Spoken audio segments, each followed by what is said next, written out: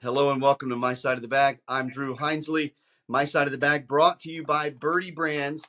Game on, bugs gone. Birdie Brands bug spray, and also Uncle Keith's red sauce.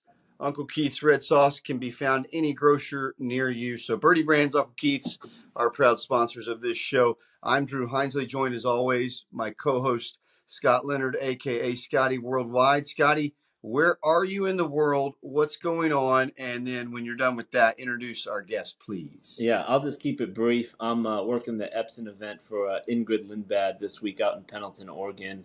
So I'm there, flew in today, and I guess we start playing tomorrow. I don't know. It's a 3-day tournament. But I don't want to bore our listeners with any of that. So we have an absolute legend on our hands today joining us. Someone I think that's recorded 41 LPGA Tour wins. Dude. Has 42. 42. Sorry. Get it right, 42 Scotty. LPGA wins. Currently caddy for number 7 in the world right now, Celine Boutier. Ladies and gentlemen, my good friend and colleague, Colin Cann. Welcome to the show and welcome to My Side of the Bag. Good morning to you guys. And Colin, where are you coming from this morning? I'm in Troon in Scotland, so on the west side of Scotland right now for the Women's Scottish Open. Love it, love it. And Another nice sunny day in Scotland, I see. Oh my God, you can imagine. I should show you guys the forecast. I mean, we got here from the Olympics on Sunday, probably the best day they had all year, but now we're in town. You got it, rain and wind. And you're going to be working for Celine in the Open Championship next week at St. Andrews, correct? Yeah, that is correct. Yeah, about a 2.5 hour drive across the coast to the east side of Scotland for the British Open at St Andrews. You got it. And that'll be at St. Andrews, and you'll be the defending champion caddy of the year. Yeah, this week she's defending. She's played really well at this tournament. Done Donald Links. She had a second 2 years ago and managed to win it last year. So she has a lot of confidence here, I hope. Well, we're going to get into a lot with Celine, especially last week's experience at the Olympics, working for somebody in their home country. We all watched on television. Can't wait to hear a couple of the stories that you have of your firsthand experience. But I'll go all the way back to when I first got to know you and watch you. I tell people all the time, they ask me about the greatest caddies in the world. And I said, well, the greatest caddies obviously work for the greatest players. And I said, there's a guy named Colin, and he started with this player out of Sweden named Annika, and then picked up a young South Korean named Sari Pak behind that. And then behind that, there was this American player with a little bit of promise named Paula Creamer that he worked for. So just those three alone already put you in the Caddy Hall of Fame, but you have many more, including Celine now and Georgia Hall, who's allowed you to work Solheim Cups. So just an incredible, impressive roster of players you've worked for. Talk a little bit about that and how you go about going from one Hall of Famer to the other as a caddy. What's that like? Yeah, I don't know. I just feel like I've been extremely fortunate. As you said, I started my very first few years of my career in Europe. Just I was in a job that I wasn't enjoying. I had the opportunity to start caddying, and it's just an opportunity just to see Europe, really, just tour around Europe. I didn't think much of it, and then I did 3 years with an Italian girl. Had fun traveling Europe, seeing so many different countries, and then. Just had the opportunity came up. Annika just got a card for the LPGA through Q School, and I had the opportunity. My name was put forward. I had the opportunity to caddy for her, and we did 5 years together. And obviously, when you got that on your resume, well, it's the limit, really. So luckily, I haven't messed up too much since then, and I've been so fortunate and love what I do extremely much. Yes, I love it. That's awesome. And all of that, I see it every day. I see it every Monday. Colin's still out there walking golf courses with his reflectors. And there's no shortcut to success in this business, like you both know. But I just want to mention that he's one of the people I look up to because he's had all that success, the 42 wins, the players we've talked about, but he's still working his ass off every Monday and Tuesday, and that's why Yeah. he's successful, folks. Yeah. I mean, my players drive my passion. You know, when you got a player, especially like now, you know, I've been with Celine. I was with her in 21, 22, had a little break, and now got back together. She just drives my passion. When you have a player so dedicated, you know, to achieve whatever they can, just to be the best that they can, it just motivates you to work as hard as you can and to do your best for them. So that's my driving passion really for my player, and what with that, you know, just loving what I do, just I can't help working as hard as I possibly can. Well, just talk about motivation. Let's go back to last week and just how motivated she was. That Yeah, incredible first round of golf she yeah, played at the Golf National. yeah. Just give me that first round. How impressive was that? Knowing the pressure that she was under internally and externally. Yeah, I mean, it was an incredible week. You know, I've been lucky enough to do like 12 Solheims, some with the US, some with on the European team, and this was way up there. It just an incredible week in my top 3 or 5 weeks of my caddying career. I got there early, a couple of days early. I managed to watch a little bit of the men's golf, and I was just blown away by how many people were there. And in the back of my mind, I was thinking, well, the women start, you know, in a couple of days. You know, I'm just hoping it's going to be the same. And there was no fans allowed Monday, Tuesday, and then come the first day. My goodness, we got there. And the whole course is designed like an amphitheater. There's dunes everywhere. It's designed for the Ryder Cup a few years back. And so you really see all the spectators. And my goodness, I sold out every day, 30,000 people. Got on the first tee, playing the national anthem. Just fans, I mean, all week long, just sailing, sailing, sailing, you know, and clapping, sailing, you know, all, every hole, no matter if it was a birdie or a bogey. And as you said, you got off to a great start. I mean, shot 7 under, just buzzing, and yeah, I mean, I can't say no more. It's just an incredible week for her to shoot 7 under, you know, and being the first round with all the expectation, the pressure was just incredible. Unfortunately, we couldn't keep it going the rest of the week, but it was an amazing week. Amazing week. I've never seen that many fans and spectators on a golf course ever, ever.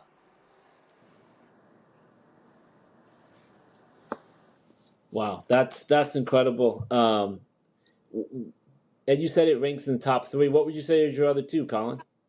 Probably Solheim's. I mean, I've been fortunate enough to win 3 US Opens, and they are very, very special in my resume, and I will never forget them. But just Solheim Cups, just you know, they're different. It's a team event, and you know, especially in Europe, you know, when you're caddy on the European side, it's super special. And yeah, I'd say, I mean, really, a couple of Solheims back that we had at Inverness. Yeah. In Ohio, you know, it's during the later stages of COVID, and there was not one European spectator. You weren't allowed into the US because of restrictions of COVID. So, you know, there's 20 to 30,000 US spectators, you know, the usual chant, USA, USA, which us Europeans love so much. But for them to get the win there in Venice, you know, with no fan base following the Euros, and to get that win, that was something special. And another Solheim stands out.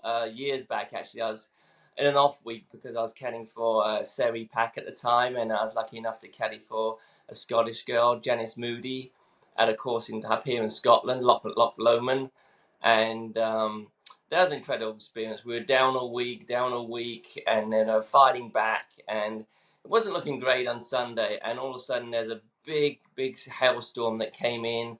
We had a break in the action, and everybody just got really motivated. And most players had, you know, about half or 2/3 of the round left, and everyone got together, rallied together, and they made an amazing comeback and managed to win. So that was pretty special and sticks in my mind also. Colin, you're one of the rare people, and I didn't do the research. You could be the only guy who's worked Solheim's out of both team rooms. Yeah. What's the difference? Oh my goodness, the difference. Yeah, I've been lucky enough. I did 6 for Paula, all for Paula, obviously on the US side, and 3 different players now on the Euro side, and without going too much into it, it is very different. Basically, I'm not being rude here or anything, but the difference is it's just the mentality in Europe. The US cheer for themselves, and the Euros cheer against the other, the opposition. So it's very different. It's very different, but both are very fun. And I've been so fortunate to do the Solheims, and we got another one coming up here in not too long a time, a few weeks' time actually. So yeah, it'll be fun again. Well, I can tell you from American politics point of view, the anti vote sometimes is more unifying than the for vote, as we're experiencing right now in the United States as we approach a big election. All right, so you're Yeah. approaching St. Andrews next week, defending champ, Yes, just sir. coming off the Olympics.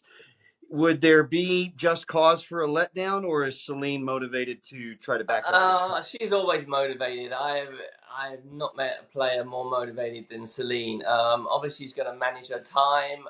She had a week in Paris. She lives half an hour from El Nacional.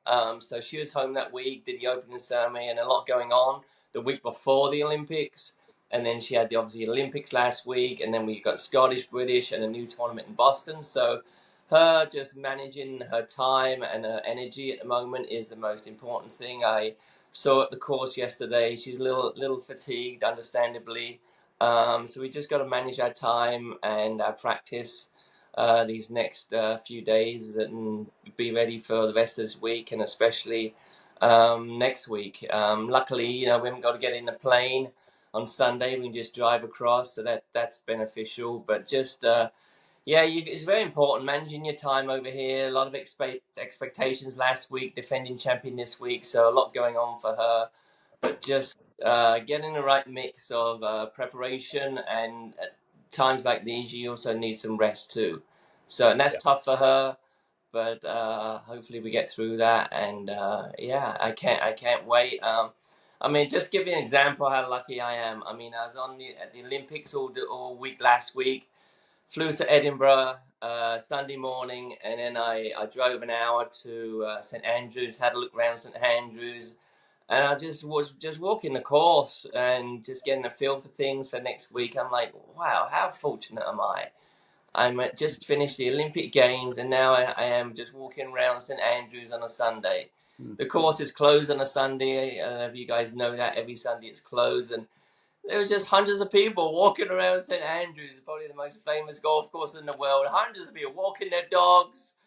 There's like 50 people online waiting to take pictures on the Swilcan Bridge, and I was like, "Wow, it's a beautiful day." And like, my goodness, I'm just in heaven here. It's incredible. And they had no idea the celebrity that was in their midst, and they didn't train their cameras for you, did they? Yeah, they would have took a Nice picture of celebrity. you. I just doing my work, man.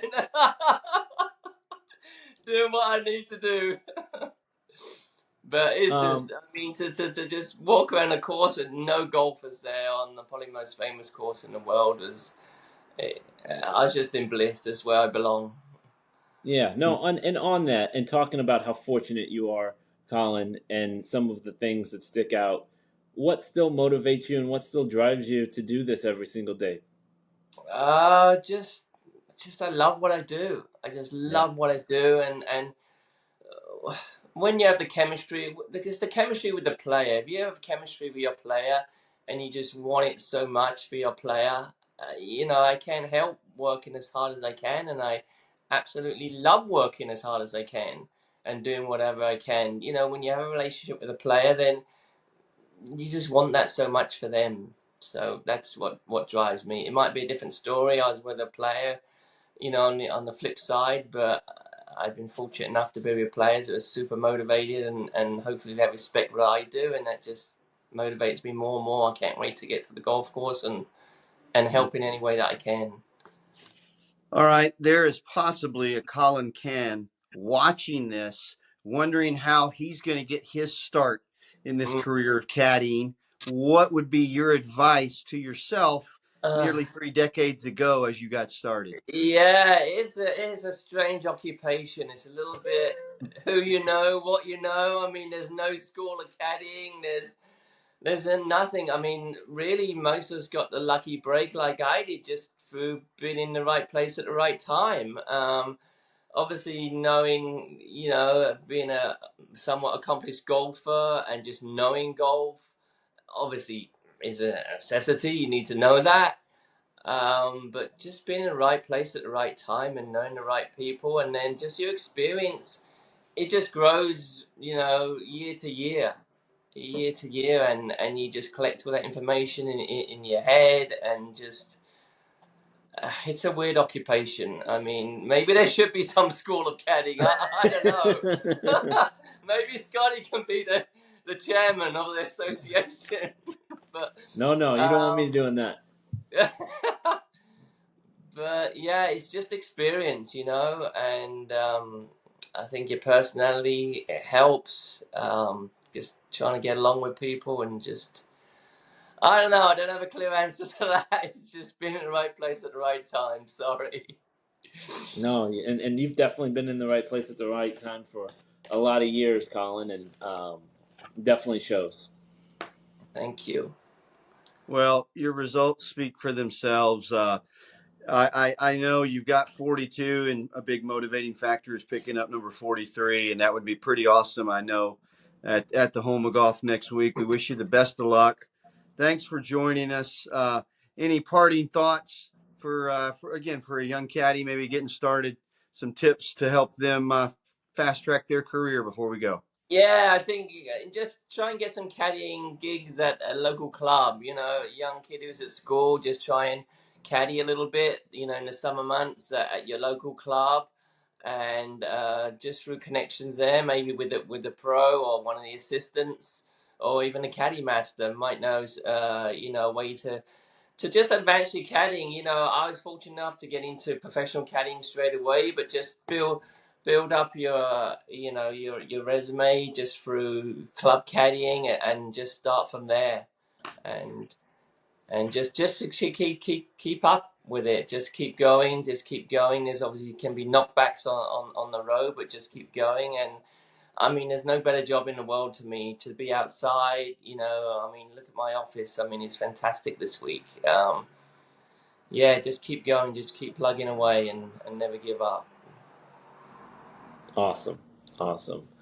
Well, Colin, no pressure, but one of our last guests was Mr. Paul Cormack, and we told him that he was going to win the gold out in France, and he got the job done. So, He did. pressure's on to get it done this week and represent my side of the bag out there.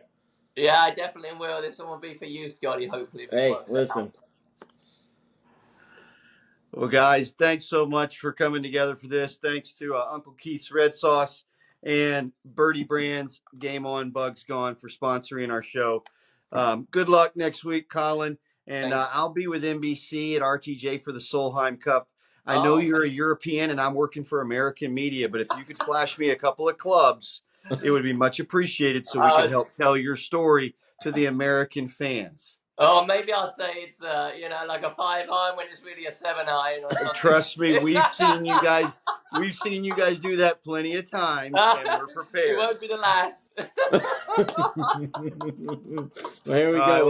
We already started. Don't forget, you wore the American colors for a long time. I did, but not this year, baby. Yeah, it's blue and yellow this time around, and I don't expect any help for me and my bosses on the American media. So, well, again, best of luck. Thanks for joining us.